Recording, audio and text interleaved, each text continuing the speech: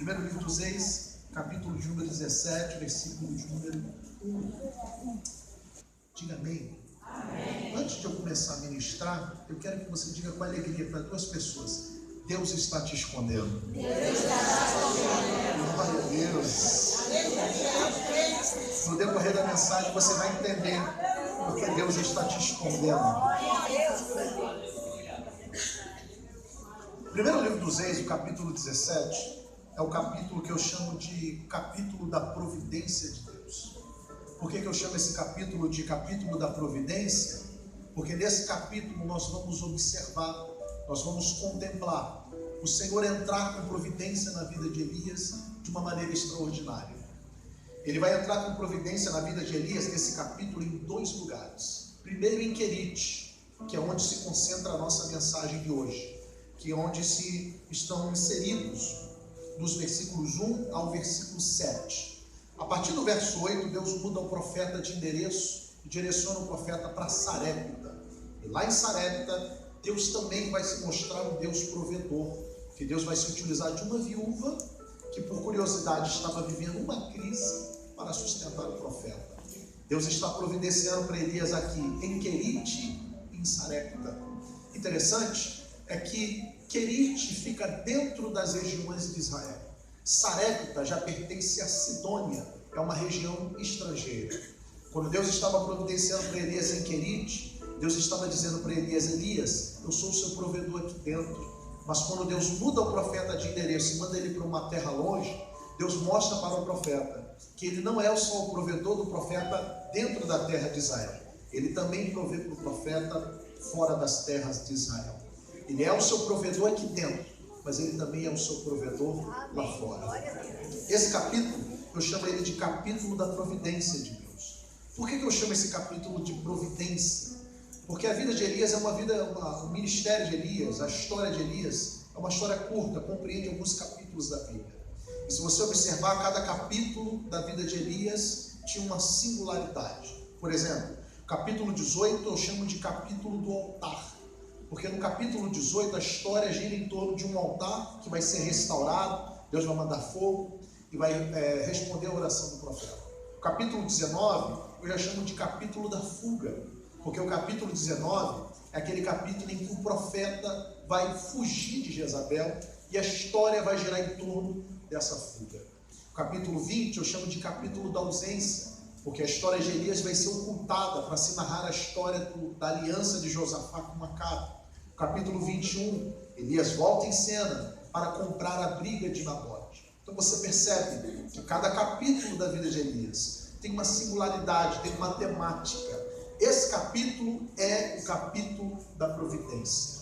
Por que Deus, esse capítulo eu chamo de capítulo da providência? Porque Deus vai iniciar o ministério na vida de Elias, mostrando para Elias que somente nele ele deveria confiar.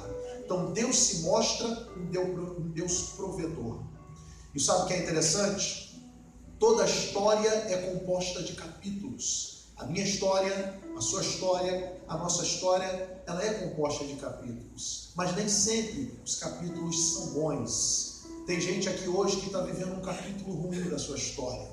Um capítulo de perda, um capítulo de dificuldade, um capítulo de escassez. Mas a boa notícia é que uma história, ela não é composta só de um capítulo.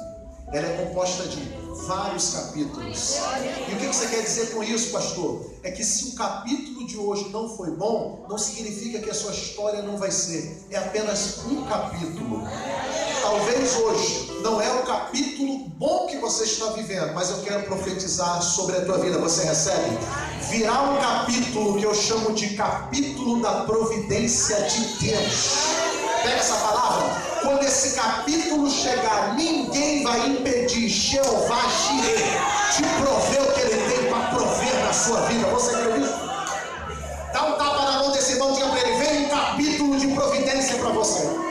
Você vai conhecer Jeová Jireh, o Deus que vai prover. E você vai entender que só nele você pode confiar. Você crê nisso? Levante essa mãozinha e mostre de você. Se agarra essa boca e adora o Senhor.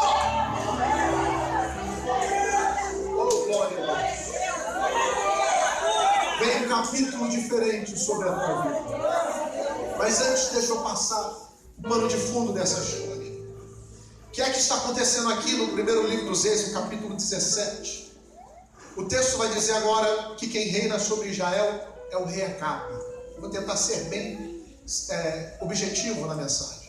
O rei Acabe agora vai transgredir uma das leis conjugais mais importantes de Israel. Qual, pastor? A lei de que todo judeu deveria se casar com uma judia. Todo israelita deveria se casar com uma israelita. Por quê? Por causa dos problemas culturais e religiosos que já existiam na época. Quem não sabe da história dos samaritanos, que na época que Senaqueribe invadiu as 11 tribos e houve uma junção dos assírios com os judeus, surgindo assim um povo com uma série de confusões religiosas. Por isso Deus determinava: judeu deve se casar com um judeu. Acabe não vai obedecer essa lei. Ele vai se casar com uma mulher estrangeira, cujo nome você já sabe: Jezabel. Jezabel não era uma judia. Jezabel era uma sidonita. Primeiro livro dos Reis, capítulo 16, vai dizer isso. Ela era filha do rei Etbaal, o rei dos sidônios. Ele se apaixona por essa mulher, casa-se com ela, tira ela da Sidônia e ela vem para dentro de Israel. Só que Jezabel, ao entrar em Israel, ela resolveu tomar uma atitude muito ousada. Ela queria também mexer na cultura da nação de Israel. Ela, como rainha, com hábitos diferentes, com costumes diferentes, com religião diferente, trouxe consigo os seus 400 profetas de Baal e mais 450 profetas de Azera. Azera era uma divindade feminina que atuava no sincretismo religioso junto com Baal. E agora ela vai tomar uma atitude muito ousada. Ela vai tentar introduzir no meio da nação de Israel um novo Deus. Ela quer que a nação de Israel passe a adorar um outro Deus, cujo nome se chama Baal.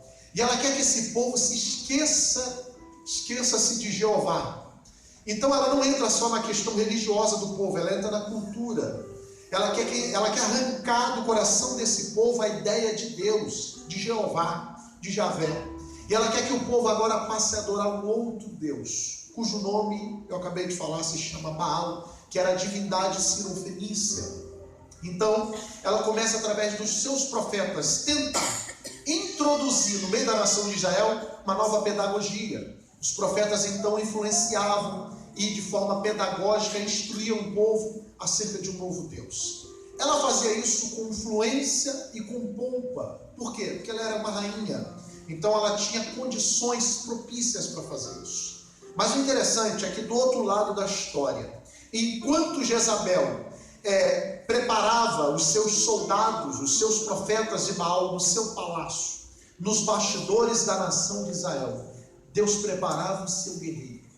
Nos bastidores da nação de Israel, Deus preparava o seu soldado, cujo nome é Elias. Por que eu digo nos bastidores? Porque você não vai encontrar antes do capítulo 17 nenhuma menção de Elias. Você não vai encontrar nenhuma genealogia. Mas no capítulo 17, ele já entra num combate. Ele já entra no embate pessoal com Jezabel e com Acabe. Ou seja, ele é um soldado, mas ele é um soldado anônimo. Porque ele vem de uma escola que ninguém de repente conhece. Ninguém sabe quem é o seu pai. Diferente dos outros profetas, se você ler sobre Isaías, você vai saber que Isaías era filho de Amós, né? Que era irmão de Amazias, pai de Uzias. Você já sabe que Isaías então tinha uma genealogia. Quem era Jeremias? Filho de Uquias, morador de Anatote, o benjamita. Você vai para Ezequiel, filho do sacerdote Buzi, que morava na beira do rio Quebar. Todos os profetas tinham a sua genealogia guardada e apresentada. Mas quando você vai para Elias, você não tem uma genealogia. Ninguém diz quem é o pai dele. Ninguém diz de onde ele veio. Ninguém diz a sua raiz, a sua genealogia. Mas por que isso? Porque Deus é especialista em preparar os seus soldados nos anonimatos da vida. Enquanto Jezabel tinha fluência e pompa, nos bastidores Deus preparava o seu guerreiro, o seu soldado. Por que eu digo nos bastidores? Porque ninguém sabe, mas um soldado estava sendo preparado. Ei, Deus é especialista em preparar os seus servos nos bastidores, nos anonimatos. Engana-se quem pensa que para ser instrumento de Deus precisa estar com o microfone desse na mão. Engana-se quem pensa que para ser um instrumento de Deus precisa estar com o seu nome nos cartazes, em evidência. Ei, talvez você nunca fez uma oração no púlpito dessa igreja, mas cansou de eu fazer oração lá no quarto da tua casa de porta fechada, ninguém estava vendo, mas você estava em contato com Deus. Talvez você nunca pregou em um grande púlpito, mas cansou de falar de Jesus no teu trabalho, na sala da tua casa você não cansa de falar de Jesus. Talvez seu nome não está escrito naquele outdoor, naquele congresso, mas seu nome está escrito no livro da vida, no cartório celestial. Sabe o que é interessante? Enquanto uma geração luta para ser vista, uma outra geração está sendo levantada por Deus e ninguém sabe. Aí quando Deus te resolve te honrar, quando Deus te resolve estabelecer a promessa que Ele tem na tua vida, aí quando algumas coisas começam a acontecer, tem gente que olha para a tua vida e fala assim: caiu de paraquedas. Da onde veio? Negativo, meu filho. Caiu de paraquedas não. Estava sendo preparado e você não sabia. Estava sendo montado e você não sabia. Aí quando Deus resolve honrar, da onde veio? Veio do anonimato. Ei, enquanto uma geração quer ser vista, há uma geração aqui hoje dizendo: importa que ele cresça e que eu diminua. E quanto mais você diminui, mais a glória de Deus se apresenta sobre a tua vida. Aplaude com as suas mãos acima da cabeça, porque Ele te escolheu e Ele cumpriu o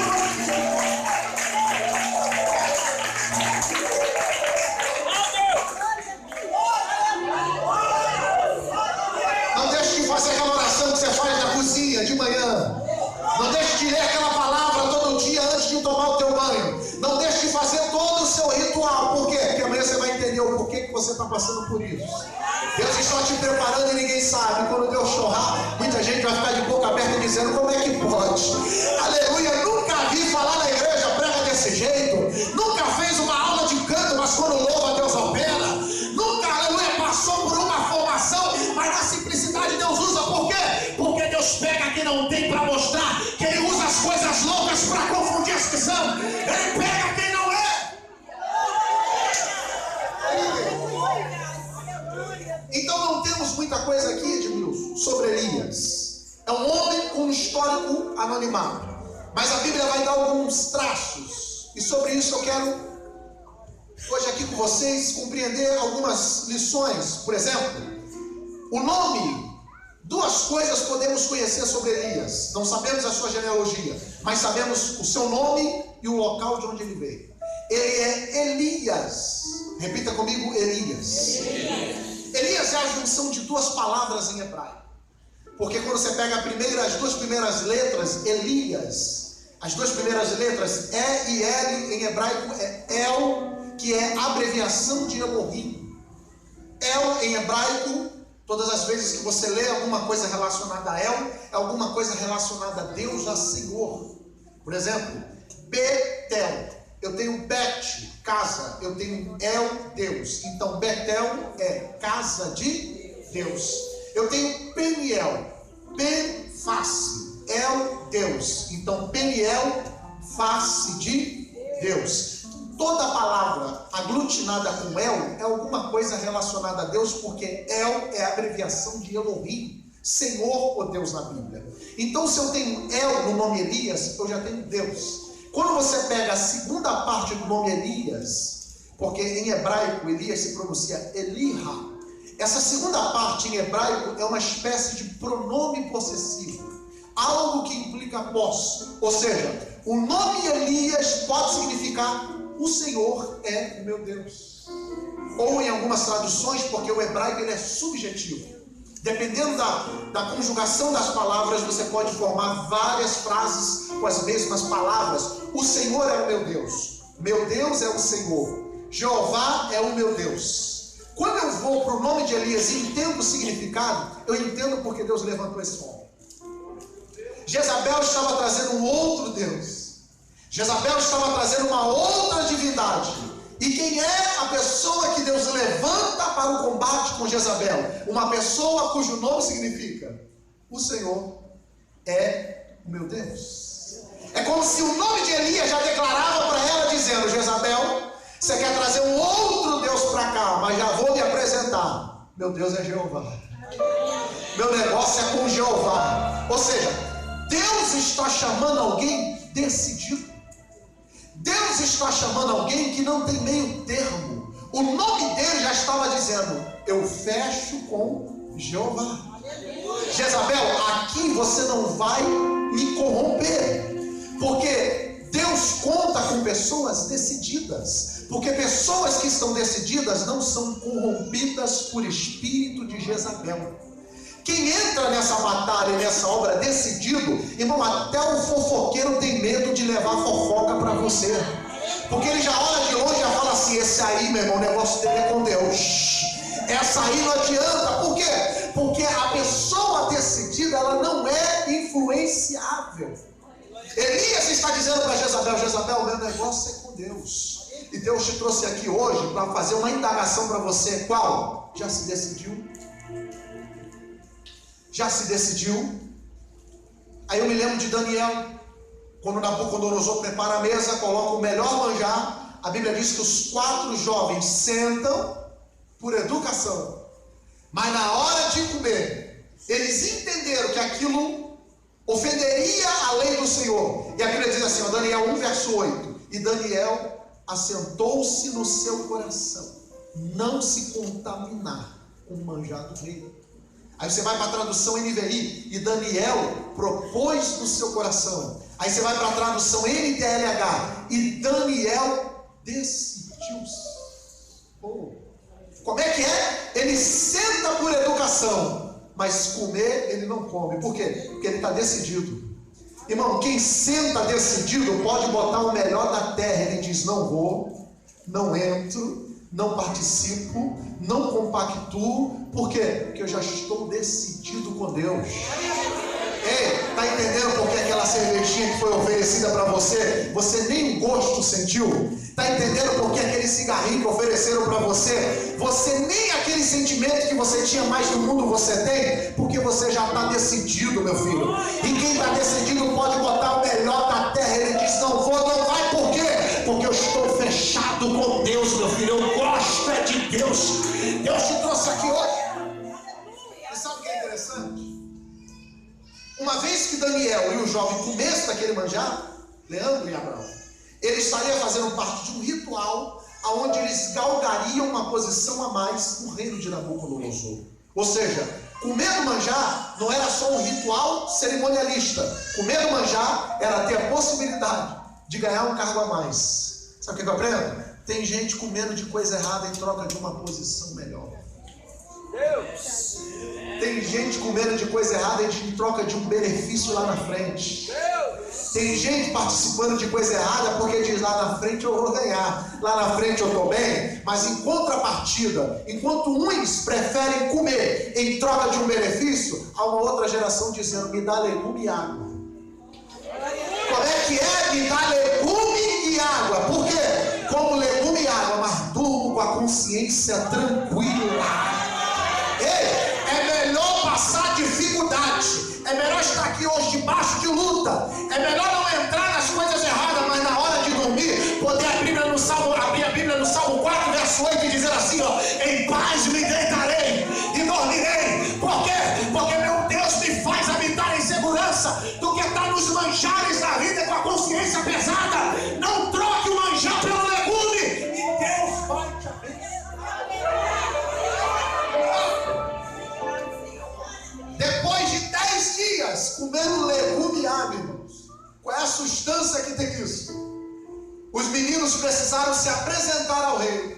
E quando botou aquela fileira de meninos, que o rei começou a observar, a Bíblia diz que o semblante dos 4 jovens, que passaram 10 dias comendo legume e água, estava mais bonito e saudável do que aqueles que comeram no manjar.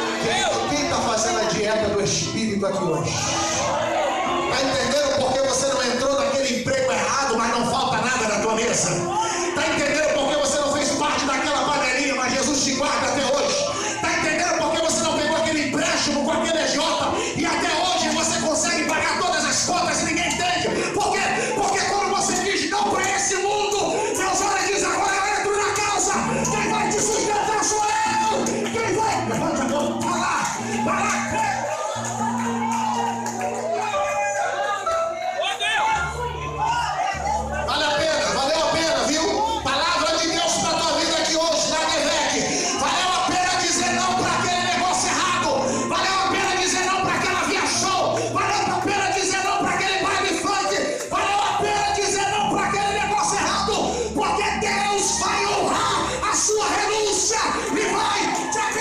Primeiro,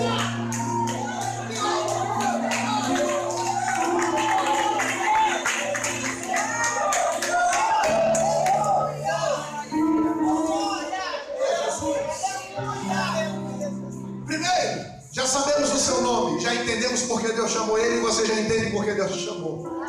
Segundo, vamos entender a localidade de onde ele veio. Ele é Elias, o tisbita, um dos moradores de, quem sabe? Gileade, um dos moradores de Gileade. Eu descobri 3 curiosidades sobre Gileade, Abraão. Primeiro, Gileade é região montanhosa. É uma cadeia de montanhas que ficava no norte de Israel. Ou seja, Deus não está chamando qualquer um. Deus está chamando alguém que vem de cima. Quando eu digo que vem de cima, não estou falando de posição social, mas estou falando de alguém que vem pensando nas coisas de cima. Porque não dá para fazer essa obra pensando só nas coisas da terra. Tem que vir, mas tem que vir entendendo que você vem de cima, que ame as coisas de cima, que queira as coisas de cima. Segundo, Gileade significa, vem de uma palavra hebraica que significa monte do testemunho, ou lugar de testemunho. Deus não está chamando qualquer um, Edmilson. Deus está chamando alguém que tem testemunho. Glória a Deus. Porque não dá para fazer essa obra, meu filho, de 2 maneiras. Porque não dá para fazer essa obra vivendo 2 vidas e 2 caras. Porque não dá para fazer essa obra beijando 2 bocas. Porque não dá para fazer essa obra, um dia está na igreja, outro dia bebe cerveja, um dia dá glória, outro dia está nas drogas, um dia marcha na igreja com o varão, outro dia marcha no cordão do bola preta. Você tem que decidir onde você quer marchar, meu filho, porque não dá para marchar em 2 lugares. Deus te trouxe aqui hoje para chamar e para entregar você. Se decida hoje, meu filho, para de viver essas 2 vidas, porque eu tenho coisas grandes para você. Se separa!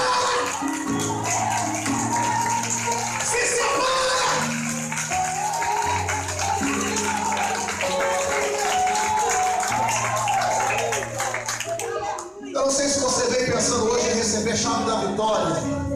Agora pega na mão do irmão, diga para ele assim hoje, diga para ele assim, tem uma chave melhor aqui para você, diga para ele, chave de fenda, meu filho. Isso, chave de fenda é melhor, porque chave de fenda não abre, mas aperta, não abre, mas ajusta. Você sai daqui hoje, não sai com a chave da vitória, mas sai ajustado, renovado, consertado, endireitado com Deus. Deixa eu ver quem se alegra com a palavra, meu Deus.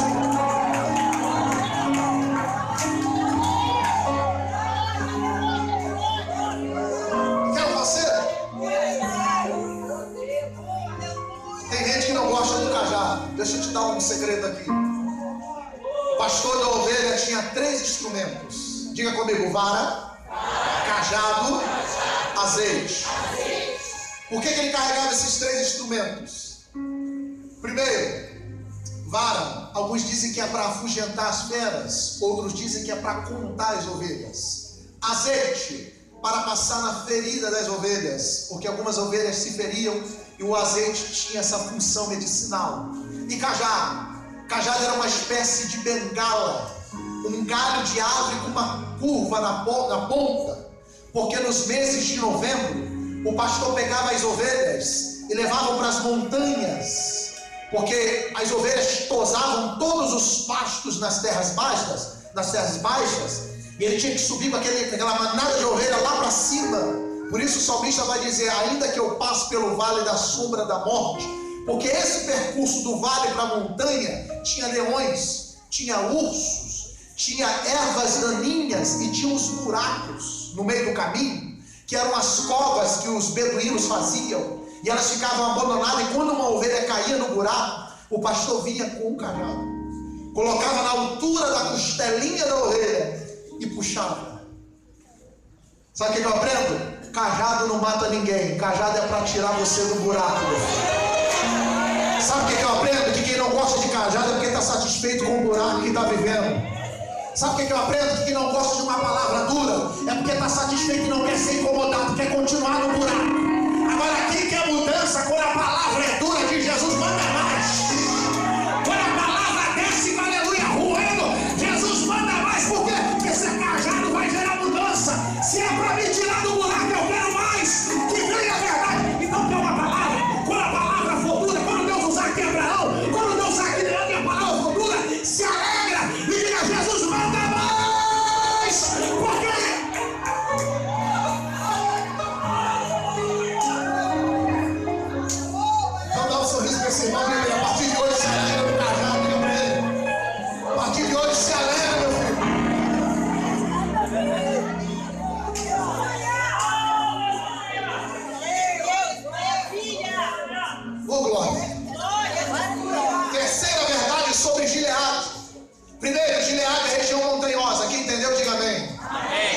Segundo, Gileade é um lugar de testemunho. Quem entendeu, diga amém. Amém. Terceiro, Gileade é terra do bálsamo.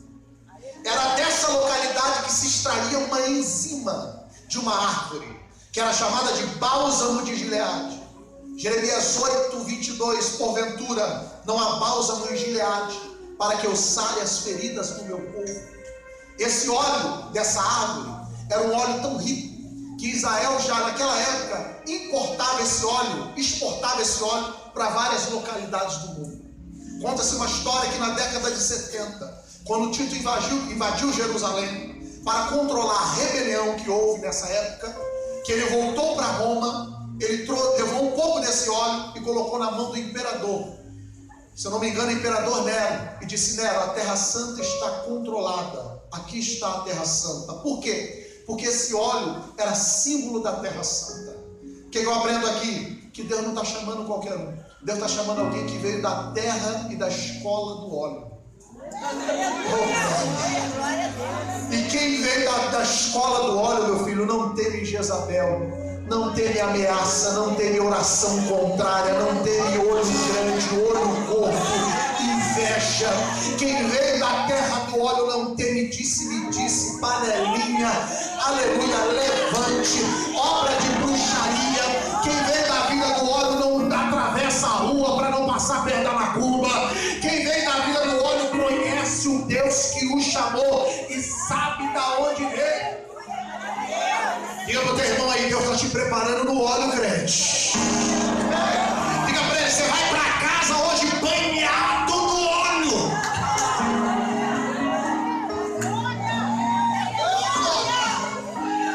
Esse homem que veio da vida do óleo, ele vai chegar agora no meio da nação de Israel e vai lançar uma profecia. Qual? Ele vai dizer: Acabe, diga profeta, deixa eu falar um negócio para você. O quê? Anos e meio, então não tranca tudo, não deixa cair uma gota d'água. Por quê? Porque quem está falando aí embaixo tem graça e comunhão comigo aqui em cima. Falou? Ei, Deus vai te dar tanta graça e intimidade que o que você abrir a boca, e isso aqui não é chavão de pregador. Tiago diz: a sua boca tem o poder para amaldiçoar e abençoar. Se você escolhe hoje abençoar, então levante a tua mão e abençoa.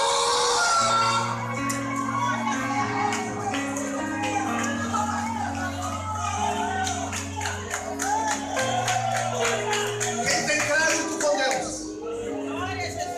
abre a boca e Deus honra cada palavra. Agora, quem não tem crédito com Deus é igual celular sem crédito. Ele liga e dá aquela mensagem: por favor, recarregue o seu celular. Por favor, dobre mais o seu joelho. Por favor, coloca mais sua vida no altar.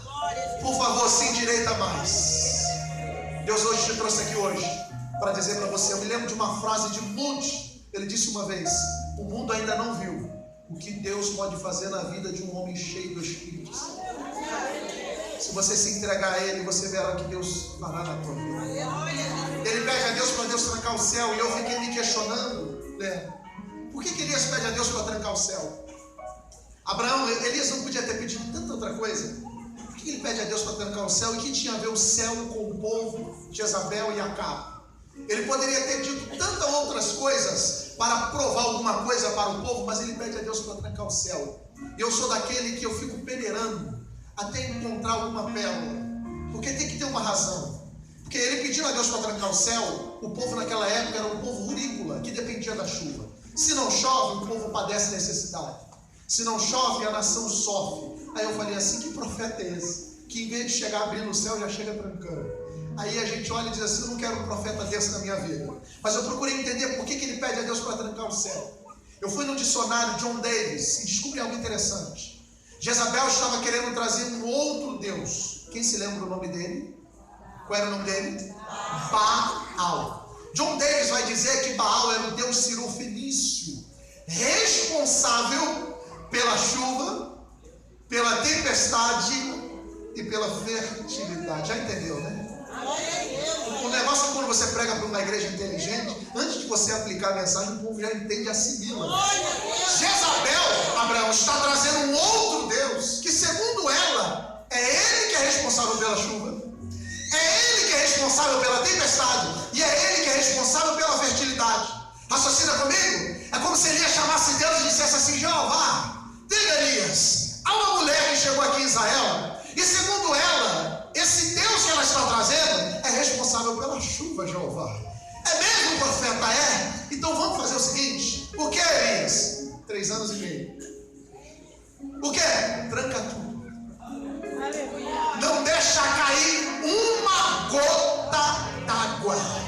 Eu quero ver Jezabel e os seus profetas fazer chover nessa terra. 3 anos e meio não caiu uma gota d'água. E aonde estava Baal que não fazia chover? E sabe o que é interessante? A Bíblia detalha. Elias não pede a Deus faça sol para trancar chuva. Você leu comigo o verso 1? Nem chuva e nem... Toda a igreja, nem chuva e nem...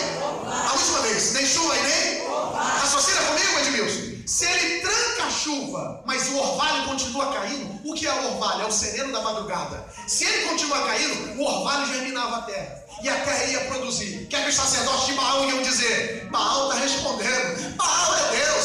Só que Elias é tão inteligente que ele olha e diz assim: Jeová, tranca a chuva, mas não deixa cair nem uma gota de orvalho, para Jezabel saber que nem no sereno Baal manda.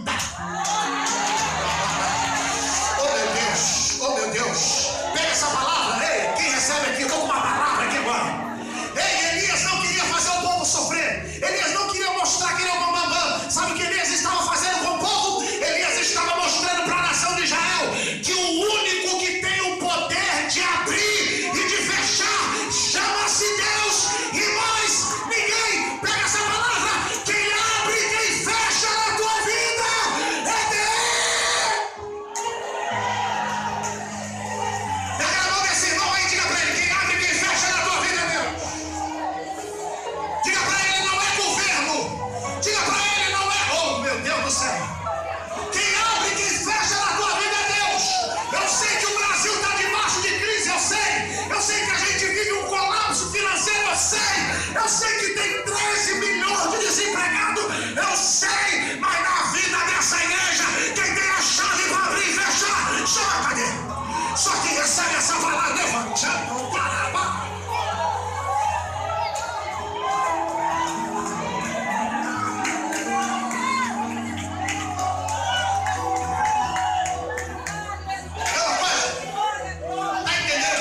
Desempregado, mas não falta nada na tua mesa. Oh meu Deus. Está entendendo porque o governo atrasa seu salário, mas você consegue pagar todas as contas e nem sabe como é que faz isso? Está entendendo porque você está aqui hoje? Só Deus sabe como é que você comprou essa roupa bonita. Está entendendo porque você conseguiu fazer aquele churrasco no fim de semana e ninguém entende? O vizinho da esquerda fala: meu Deus, eu estou sem dinheiro. Da direita diz: meu Deus, eu estou fazendo. E você está debaixo da providência. Por quê? Quem abre e quem fecha na tua vida.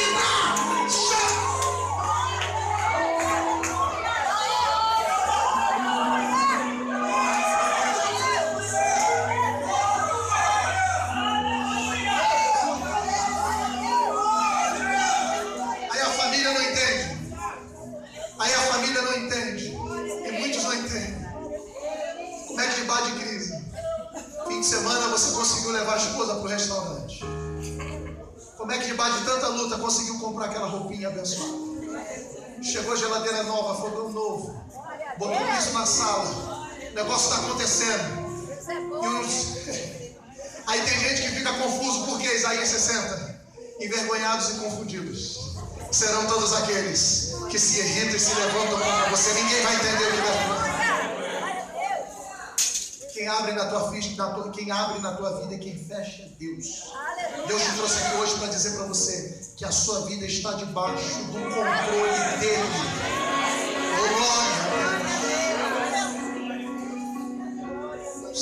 Estamos caminhando para o final dessa mensagem. Elias agora tranca o céu. Quando ele tranca o céu, ele vai para o embate pessoal agora com Jezabel. E agora Jezabel vai caçá-lo. É como se Deus dissesse para Elias: Elias, você catucou onça com vara curta. Por quê? Porque essa mulher agora vai atrás de você. E o que é que eu faço? Fica tranquilo, já te dou o endereço. Que endereço? Anota aí. O quê? Rua Ribeiro de Queridos. O que é que eu faço para lá? Vai para lá. Por quê? Porque lá eu vou fazer um negócio contigo.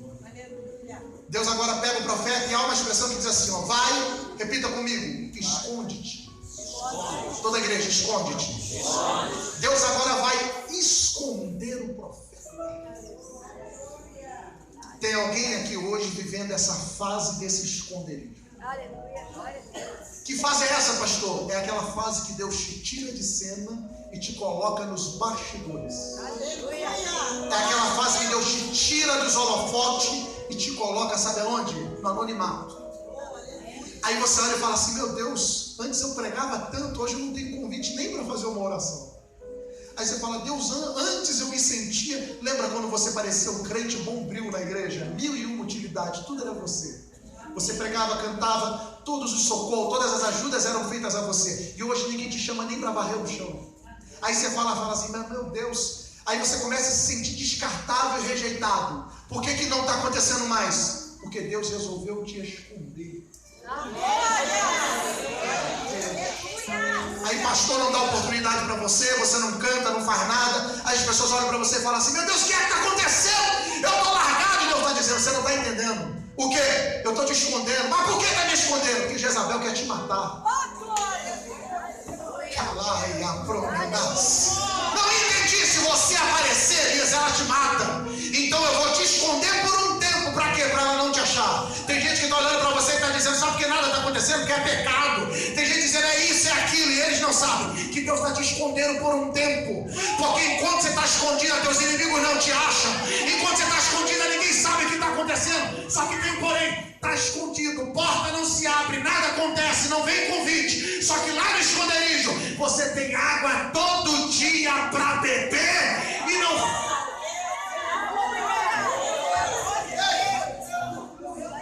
Tem coisas na nossa vida que não acontecem, não é porque a gente está errado, é porque a gente está vivendo a fase do esconderijo. Como é que é isso? Pega essa palavra, é melhor você esperar, sofrer a agonia da espera.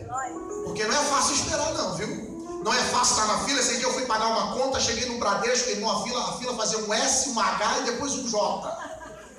Eu falei, onde é o final da fila? O vigilante falou, é aqui? Ele falou, não, meu filho, você vai lá para cima, da segunda escada. Eu falei, mas não é aqui embaixo não, isso aqui é só uma parte da fila. Então, não é fácil ser o último. Não é fácil ficar escondido e falar, Deus, tanta gente sendo abençoada e eu estou para trás. A gente olha e fala assim, meu Deus, o que é que está acontecendo? A gente pensa que a gente é rejeitado e que nada está acontecendo. Só que, porém, Deus está te escondendo por um tempo. Por quê? Pega essa palavra. É melhor sofrer a agonia da espera e sair no tempo dele do que sair antes do tempo e morrer.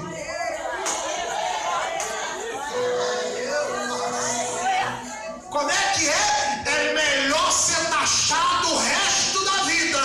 Aleluia, como encalhada, não é verdade, amada? Está solteirinha, não aparece um varão. E tem gente dizendo para você, minha filha, você vai ser arrebatada solteira. Mas você vai dizer, vou ser arrebatada solteira, mas não vou sair do esconderijo de Deus até quando Ele mandar. Eu vou aguardar o tempo que for. O que eu quero dizer para você é que mais vale sofrer a agonia da espera do que sair antes do tempo. Tem gente que saiu antes do tempo e morreu. Tem gente que saiu fora da vontade de Deus e morreu. E tem gente que está aqui hoje. Nada aconteceu ainda, a porta não se abriu. Aquele milagre não aconteceu, mas está vivo, está adorando, está na igreja, está debaixo da providência de Deus. Porque Ele está te escondendo.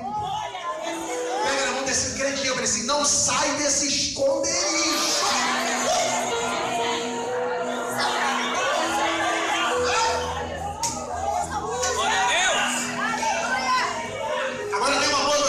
O quê?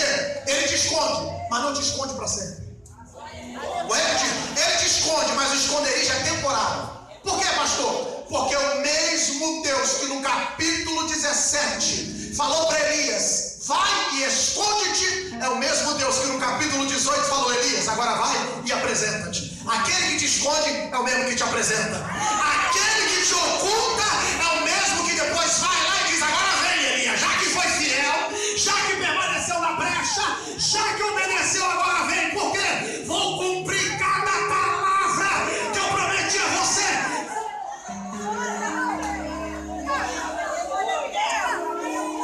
Deus te esconde, mas não te esconde para sempre. Isso é uma fase. intervalo. Eu não estou aqui para profetizar que você vai viver essa dificuldade o resto da vida. Mas enquanto ela está acontecendo, não sai do esconderijo.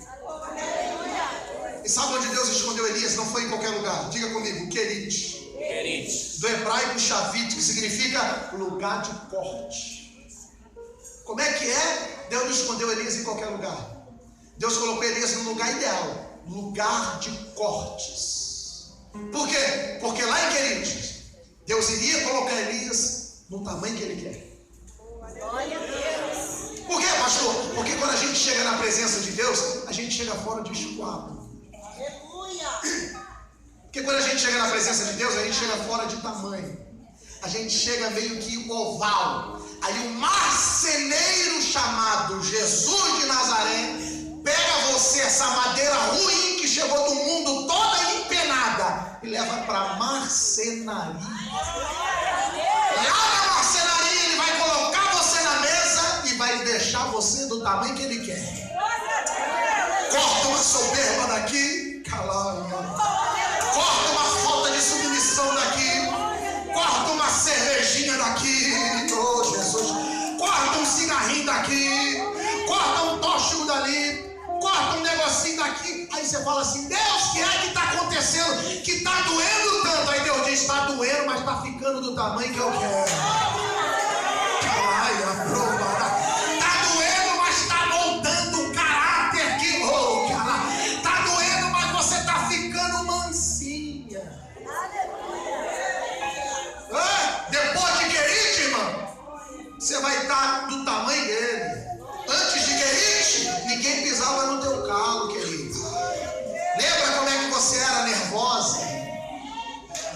Ciclana, estão falando mal de você. Você rodava a baiana e dizia: o quê? A gente vai lá agora, descia do tamanco, rodava a baiana, fazia um auê. Porque antes de Querite, depois que passou por Querite, irmã, estão falando mal de você. Glória a Deus.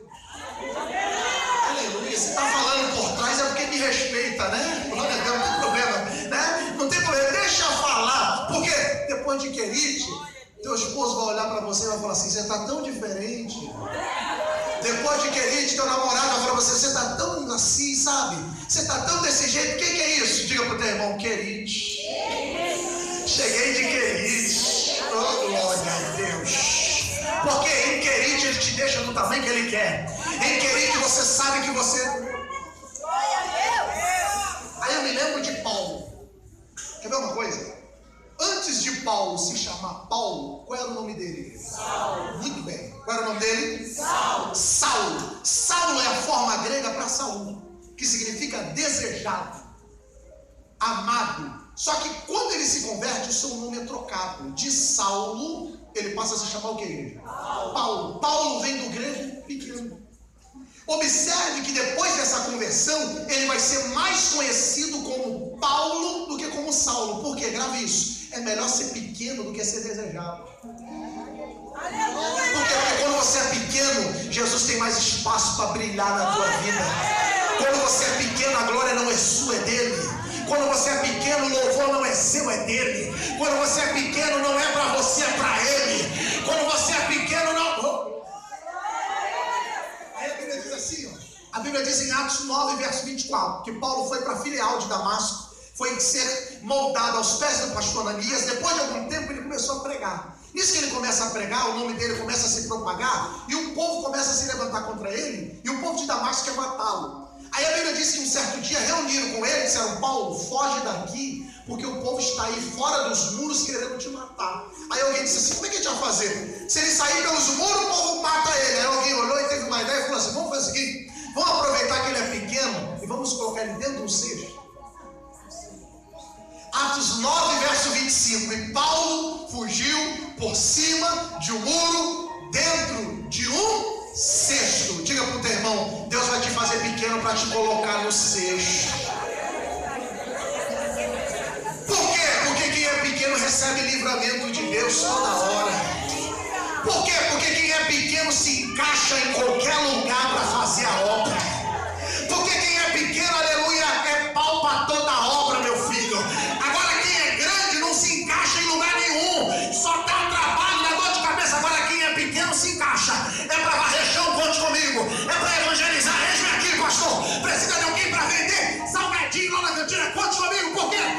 quando você é pequeno, Deus te coloca onde Ele quer e você se encaixa, meu filho.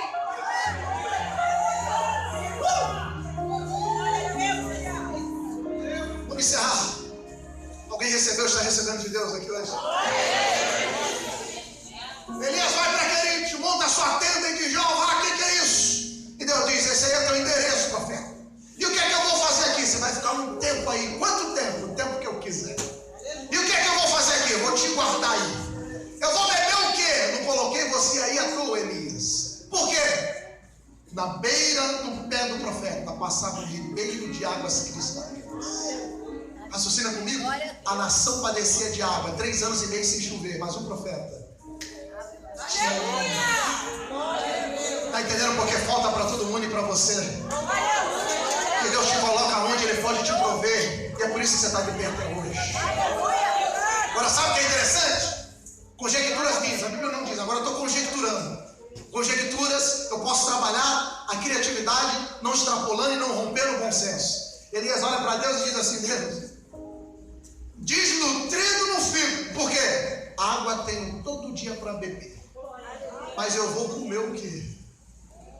Aí Deus olha e diz: profeta, fica tranquilo, porque meu entregador já está a caminho. Como é que é? Já tem um entregador que está chegando com a providência. Aonde ele vem? De norte? Não. Ele vem de Jerusalém? Não. Ele vem onde? Da Galileia? Não. Ele vem de onde? Elias. O que você está esperando vir da terra não vem da terra, porque ele vai chegar no céu. Aí lá vem o entregador. Eu vou gesticular, você vai entender. Olha o entregador chegando, ó. Entendeu? Lá vem o corvo trazendo a providência de Deus. E se tu botar uma gravata borboleta no corvo, ele vai parecer um garçom, meu filho. Diga pro teu irmão: quando Deus quer operar, até o urubu vira garçom. Diga pra ele. Eita, Lalia, sabe? Você crê que tem um milagre à procura do teu endereço? Ei, você está aqui dizendo: Deus, como é que vai chegar lá? Deus conhece a tua rua, o teu centro, aonde você mora. E quem vai levar a entrega não é a pizzaria Parmê, não é a China Inbox, não é nenhuma dessas entregas aí. Vai chegar a providência de Deus, e não se assuste com o entregador, porque quando Deus quer operar, Ele faz coisas absurdas para abençoar. Levanta a mão para cima. Dá um tapa na mão do irmão, diga para ele assim: há um milagre à procura do teu endereço.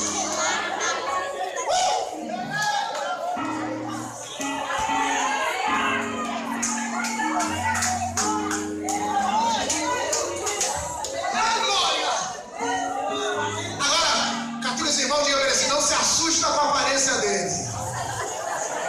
É, porque ele vai estar trazendo um milagre. Não olha para a embalagem.